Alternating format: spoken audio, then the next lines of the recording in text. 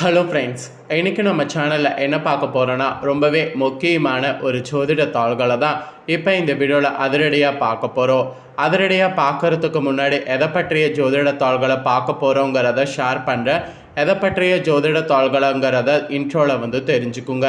தற்போது 2025 ஆண்டு நடந்துகிட்ருக்கு. இந்த ஆண்டில் மிகவும் முக்கியமான மாதமான 5வது மாதமான மே மாதமானது பிறந்து நடந்துகிட்ருக்கு. மே மாதத்தில் நிறைய முக்கியமான நாட்கள் வரும். அதில் ஒன்றாவது ஒரு முக்கியமான நாளானது வர இருக்குது. அதுதான் மே மாதத்துடைய 12ஆம் தேதி. அன்று தமிழ் மாதம் பார்த்திங்கன்னு வச்சுக்கோங்களேன், முதல் மாதமான சித்திரையுடைய 29ஆம் நாள். கிழமை அன்னைக்கு திங்கக்கிழமை. இந்த நாள் சாதாரணமான நாள் கிடையாது. இந்த பிரபஞ்சத்தில் மிகவும் முக்கியமான ஒரு நாள் என்று சொல்லலாம். அப்படி என்ன முக்கியமான நாள் அப்படின்னு கேட்குறீங்களா? இந்த நாள் அன்னைக்கு பௌர்ணமியானது வருது. வரக்கூடிய பௌர்ணமி சாதாரணமான பௌர்ணமி கிடையாது. இந்த பிரபஞ்சத்தில் மிகவும் முக்கியமான எச்சரிக்கையான ஒரு பௌர்ணமி என்று சொல்லலாம். இந்த பௌர்ணமி அன்னைக்கு கிரகநிலைகளில் ஏற்படக்கூடிய மாற்றங்களால் ஒவ்வொரு ராசிக்காரங்களுக்கும் தலையெழுத்து மாறும்.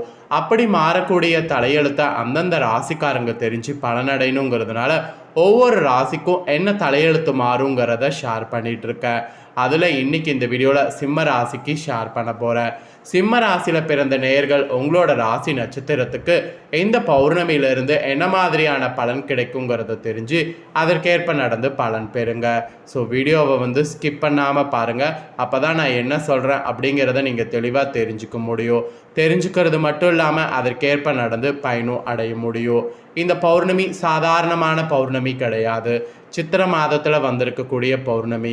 இது ஒரு ஸ்பெஷல் பௌர்ணமி என்று சொல்லலாம். இந்த ஸ்பெஷல் பௌர்ணமியில் சில பரிகாரங்களும் செய்யணும்.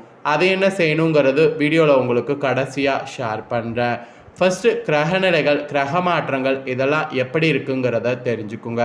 இந்த பௌர்ணமியில் கிரகநிலைகளால் தான் எல்லாமே நடக்க போகுது. அதனால் கிரகநிலைகளும் கிரக மாற்றங்களும் என்னங்கிறத ஃபஸ்ட்டு நீங்கள் தெரிஞ்சுக்கணும். அதுக்கப்புறம் தான் உங்களோட ராசி நட்சத்திரத்துக்கு இந்த பௌர்ணமியிலேருந்து என்ன பலன் பெறுவீங்கிறத நீங்கள் பார்க்க முடியும். அதனால் ஃபஸ்ட்டு கிரகநிலைகள் என்ன மாதிரி அமைஞ்சிருக்குங்கிறத உங்கள் ராசிக்கு சொல்கிறேன். கிரகநிலைகள் ஃபஸ்ட்டு என்ன மாதிரி அமைஞ்சிருக்குங்கிறத தெரிஞ்சுக்குங்க. கிரகநிலைகளில் ராசியில் கேது, கலஸ்தரஸ்தானத்தில் சனி ராகு, அஷ்டமஸ்தானத்தில் சுக்கிரன், பாக்கியஸ்தானத்தில் சூரியன் புதன், தொழில் ஸ்தானத்தில் பார்த்திங்கன்னு வச்சுக்கோங்களுக்கு குரு சந்திரன், அயனசைன போகஸ்தானத்தில் செவ்வாய். இந்த மாதிரி கிரகநிலைகள் உங்களுக்கு வள வரப்போகுது. அப்புறம் இந்த கிரகநிலைகள் வள வருவது மட்டும் இல்லாமல் கிரக மாற்றங்களும் இந்த பௌர்ணமியில் இருக்குது.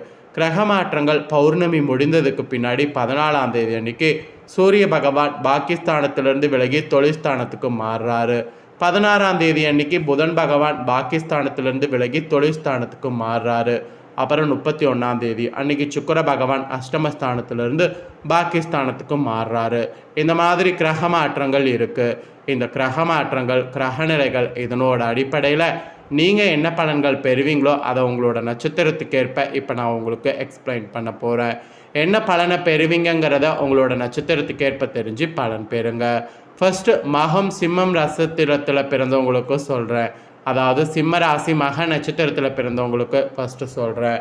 இந்த மாதம் இந்த சித்திரை பௌர்ணமிக்கு பிறகு சக ஊழியர்களிடம் சகஜமாக பேசி பழகுவது நல்லது. பணவரவு நீங்கள் எதிர்பார்த்தது போல் உங்களுக்கு அதிகமாக இருக்கும். உங்களுடைய எதிர்பார்ப்புகள் இருக்கிறதெல்லாம் நீங்கி எதில் உற்சாகமானது உண்டாகும். அப்புறம் மன மகிழ்ச்சிக்காக பணம் செலவு செய்ய தயங்க மாட்டீங்க. அதே சமயம் நண்பர்களுடைய சேர்க்கையோ அவர்களால் உதவியோ உங்களுக்கு கிடைக்கும். அந்த மாதிரி சேர்க்கை உதவிகள் கிடைக்கும்போது அதை நல்லா யூஸ் பண்ணணும் என்பது சொல்லப்பட்டிருக்கு. அப்புறம் நீங்கள் கலைத்துறையில் இருப்பவர்களாக இருந்தீங்கன்னா புதிய புதிய வாய்ப்புகள் இந்த பௌர்ணமியிலிருந்து தேடி வரும். கிடைக்கக்கூடிய எல்லா வாய்ப்பினையும் பயன்படுத்தி கொள்வது புத்திசாலித்தனம். உடன் இருப்பவர்களெல்லாம் நல்லா ஆலோசித்து காரியங்களை முன்னெடுப்பது உங்கள் வெற்றிக்கு தடை வராமல் காக்கும். அதனால் நல்லா ஆலோசித்து முடிவெடுக்க பாருங்கள். அதுக்கப்புறம் அரசியல் துறையில் இருக்கிறவங்களுக்கும் சொல்லப்பட்டிருக்கு. அரசியல் துறையில் இருக்கிறவங்களுக்கு சாதகமான காலகட்டமாக இருக்கும். மெயினாக புத்தி கூர்மையோடு செயல்கள் ஆராய்ந்து செய்வது நன்மை பயக்கும். மேலிடத்திற்கும் உங்களுக்கும் தேவையற்ற வாக்குவாதங்கள் வரலாம். அதனால் ரொம்பவே கவனமாக இருக்கணும். மாணவர்கள் கூட திட்டமிட்டு பாடங்களை படிக்கணும். அப்போ தான் கல்வியில் வெற்றிக்கு உதவியாக இருக்கும். ஸோ மகமில் பிறந்த சிம்ம ராசிக்காரங்க இந்த பலன்களுக்கேற்ப நடந்து பலன் பெறுங்க. நெக்ஸ்ட்டு பூரமில் பிறந்த சிம்ம ராசிக்கு சொல்லப்பட்டிருக்கு. பூரமில் பிறந்த சிம்ம ராசிக்கு என்ன நடக்குங்கிறத சொல்கிறேன், தெரிஞ்சுக்குங்க. உங்களோட நட்சத்திரத்துக்கு இந்த மாத பௌர்ணமியிலிருந்து தொழில் வியாபாரத்தில் கூடுதல் லாபமானது கிடைக்க பெறுவீங்க. வியாபாரம் தொடர்பாக வெளியூர் பயணங்கள்லாம் நீங்கள் மேற்கொண்டீங்கன்னா அந்த வெளியூர் பயணங்கள் உங்களுக்கு சாதகமான பலனை தரும். அப்புறம் உத்தியோகத்தில் இருப்பவர்களுக்கு வேண்டிய உதவிகள் மேல் அதிகாரிகள் மூலம் கிடைக்கும். மெயினாக உங்களுக்கு பொறுப்புகள் ஆனது கூடும். இதனால் சிலருக்கு எதிர்பார்த்த பதவி உயர்வு கிடைக்கக்கூடும். அப்படி பதவி உயர்வு கிடைக்கும்போது அந்த உயர்வுக்கேற்ப செயல்படணும் என்பது சொல்லப்பட்டிருக்கு. அப்புறம் உத்தியோகத்தில் இருக்கக்கூடியவங்களுக்கு திட்டமிட்ட காரியங்கள் செய்திங்கன்னா எதிர்பார்த்த வெற்றியை அடைய முடியும். குடும்பத்தில் கூட மகிழ்ச்சி ஒரு வகையில் கூடும்.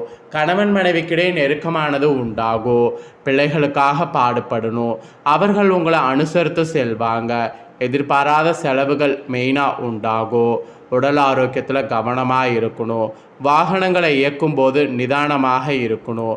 பெண்கள் வீண் வாக்குவாதங்களை தவிர்க்கிறது நல்லது. எதிலும் நிதான தேவை, பொருள் சேர்க்க உண்டாகும். அதனால் நீங்கள் அது மாதிரி நடந்துக்குங்க. இது பூரமில் பிறந்தவங்களுக்கு சொல்லப்பட்டிருக்கு. அப்புறம் உத்திரம் 1ஆம் பாதத்தில் பிறந்த சிம்ம ராசிக்கு சொல்லப்பட்டிருக்கு. இதில் பிறந்தவங்களுக்கு இந்த மாதம் பௌர்ணமியிலிருந்து குடும்பத்தில் வாழ்க்கை துணை மூலம் மகிழ்ச்சியானது உண்டாகும். உஷ்ண சம்பந்தமான நோய்கள் வரக்கூடும். அதனால் எச்சரிக்கையாக இருக்கிறது நல்லது. அதன் மூலம் அதை தடுக்கலாம். பிள்ளைகள் மனமகிழும்படி நடந்து கொள்ளணும். வீண் விவகாரங்களில் தலையிடுவது தவிர்க்கணும். அதுதான் உங்களுக்கும் உங்களை சுற்றி இருக்கிறவங்களுக்கும் நல்லது. இந்த மாதிரியெல்லாம் நீங்கள் இருக்கும்போது பல ஆபத்துக்கள்லேருந்து தப்பிக்கலாம். வாழ்க்கையில் எதிர்நீச்சல் போட்டு முன்னேற தன்மையை நீங்கள் வளர்த்துக்கணும். திடீர் டென்ஷன் உண்டாகும். நண்பர்கள் உறவினர்களிடம் வீண் மனஸ்தாபங்கள் ஏற்படலாம். நீண்ட நாட்களாக வாங்க வேண்டும் என்ற எண்ணிய பொருட்கள் வாங்குவதில் இன்ட்ரெஸ்ட் காட்டினீங்கன்னா வாங்கலாம். எதிலும் அவசரம் காண்பிப்பதை தவிர்க்கிறது நல்லது. தொழில் வியாபாரம் தொடர்பாக இருந்து வந்த குழப்பங்கள் நீங்கும். ஆக்கப்பூர்வமான யோசனைகள் தோன்றும். அதனால் கவனமாக இருக்கணும்.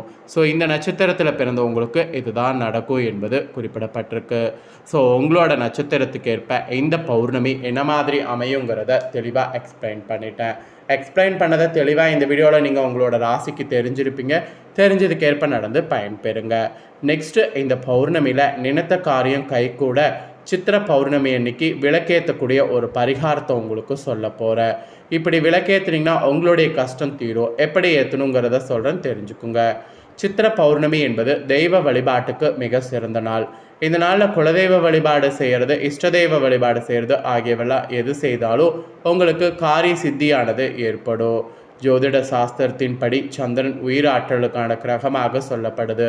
அத்தகைய சந்திரனுக்குரிய நாள் பௌர்ணமி என்பதால் இந்த நாளில் நாம் செய்யக்கூடிய வழிபாட்டின் மூலம் நம்மளுடைய எண்ணங்களில் இருக்கக்கூடிய ஒரு விஷயம் நிறைவேற வேண்டும் என்ற எண்ணத்தை நிஜமாக்கி கொடுப்பார் சந்திரன். இந்த ஆண்டு சித்திரை பௌர்ணமி சித்திரை நட்சத்திர நாளில் இணைந்து வருவது இன்னும் சிறப்பானது. சித்திரை பௌர்ணமி என்று நம்மளுடைய கோரிக்கைகள் விருப்பங்கள் நிறைவேற எளிமையான விளக்கு பரிகாரத்தை செய்யணும். அப்படி செய்தால் அளவில்லாத பெரிய அளவிலான பலன்களை பெற முடியும். பௌர்ணமி அன்று சந்திரனுடைய ஒளிக்காட்டுகள் நம்மளுடைய உடலில் பட வேண்டும். அதனாலேயே கிரிவலம் செல்வது இந்த நாளில் ஏற்பட்டதாக சொல்லப்படுது. ஸோ கிரிவலம் செல்ல முடியும்னா கண்டிப்பாக சிம்ம ராசிக்காரங்க கிரிவலம் செல்லுங்க. மெயினாக சித்திரை பௌர்ணமியில் விளக்கேற்றி வீட்டில் வழிபாடு செய்யுங்க. விளக்குங்கிறது ஒரு ஒளிமயமான சக்தி வாய்ந்த ஒரு செயலாக சொல்லப்படுது. தெய்வீக சக்தி அதிக நிறைந்திருக்கக்கூடிய இந்த நாளில் விளக்கேற்றி வழிபாடு செய்தால் நம்மளுடைய என்ன வேண்டிக் கொள்கிறோமோ அந்த வேண்டுதல் அப்படியே நிறைவேறும். ஸோ ஆன்மீக பெரியவங்க சொல்கிறாங்க, அவங்க சொன்னதுக்கேற்ப விளக்கேற்றி வழிபாடு செய்ய மறக்காதீங்க. ஸோ இந்த முக்கியமான பரிகாரங்களை நீங்கள் தெரிஞ்சு பயனடையணுங்கிறதுனால தான் பரிகாரத்தை பற்றி ஷேர் பண்ணேன். ஸோ இந்த வீடியோவில் உங்களோட ராசிக்கு பரிகாரமும் சொல்லிட்டேன், நட்சத்திரத்துக்கேற்ப என்ன நடக்குங்கிறத சொல்லிட்டேன். எல்லாமே நீங்கள் தெரிஞ்சிருப்பீங்க. தெரிஞ்சதுக்கேற்ப நடந்து பலன் பெறுங்க. நீங்கள் இதை பார்த்து தெரிஞ்சு பலனடைகிறது போல் உங்கள் ஃப்ரெண்ட்ஸ் ஃபேமிலி இருக்கவங்களும் பார்த்து தெரிஞ்சு பலனடையணும்னு நினச்சிங்கன்னா வீடியோ லைக் பண்ணி ஷேர் பண்ணுங்கள். வீடியோவை உங்கள் ஃப்ரெண்ட்ஸ் ஃபேமிலியில் இருக்கிறவங்களும் பார்க்கட்டும். அவங்களும் சிம்ம ராசிக்காரங்களாக இருந்தாங்கன்னா இந்த தாள்களை தெரிஞ்சு இதற்கேற்ப நடந்து பலனடையட்டும். நெக்ஸ்ட்டு நம்ம சேனலில் நிறைய முக்கியமான வீடியோலாம் போடப்படும். அதை எல்லாத்தையுமே உடனுக்குடனே தெரிந்து கொள்ள மறக்காமல் நம்ம சேனலை சப்ஸ்கிரைப் பண்ணுங்கள். ஃபர்ஸ்ட் டைம் பார்க்குறவங்க, சப்ஸ்கிரைப் பண்ணாமல் இருக்கிறவங்க சப்ஸ்கிரைப் பண்ணி பெல் பண்ண ப்ரெஸ் பண்ணி சப்போர்ட் பண்ணிக்கிட்டா நெக்ஸ்ட்டு நான் போடுற மற்ற வீடியோலாம் உடனுக்குடனே தெரிஞ்சு பயனடையலாம். ஸோ மறக்காமல் பண்ணுங்கள். வேறு ஒரு வீடியோ சந்திக்கிறேன். நன்றி.